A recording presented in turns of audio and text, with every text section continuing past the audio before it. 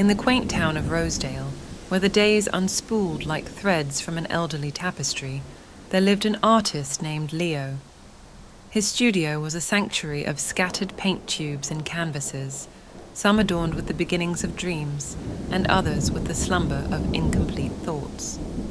Leo's reputation was woven into the town's fabric. His murals brought walls to life, and his portraits seemed to gaze into one's very soul. Yet within him there was a craving, a yearning for a realm beyond the reach of his brushes, a desire to make the worlds he envisioned as real to others as they were to him. It was on a dusky evening at Rosedale's antique market that fate, wearing the guise of chance, steered him towards an oddity. Amidst the labyrinth of forgotten treasures and memorabilia, Leo's eyes were drawn to a pen resting alone on an ancient oak table. It was not ostentatious, but had an undeniable allure, with an otherworldly design spiraling around its barrel, a pattern that seemed to move when not looked at directly. The vendor, a peculiar man with eyes that twinkled like stars in a clear night sky, noticed Leo's interest.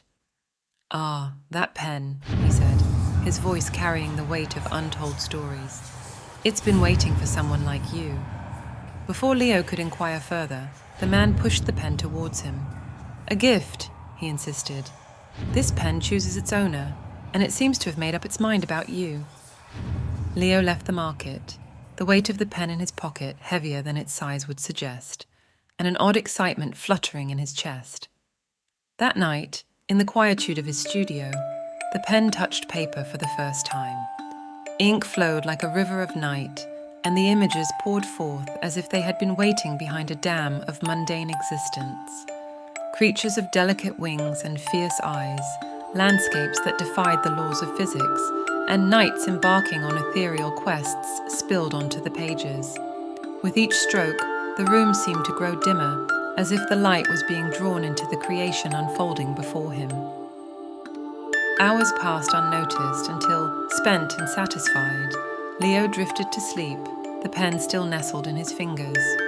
While Leo's breaths deepened into the rhythm of sleep, a different kind of energy began to stir in the studio. The creatures he had drawn vibrated with an unseen force.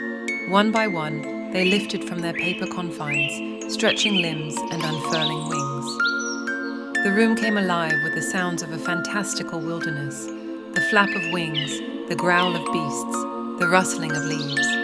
His drawings, once mere ink and idea, were now flesh and spirit, exploring the room with curious eyes and tentative steps.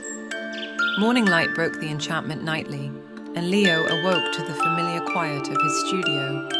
Yet the world he woke to was subtly altered. A window left ajar, letting in the morning chill. His coffee cup moved from its usual place, papers shuffled. Outside, the town was abuzz with talk of shadowy figures and ethereal animals that vanished with the coming of dawn. And so the days went by, each night a secret theatre of Leo's innermost fantasies, each morning an echo of the impossible.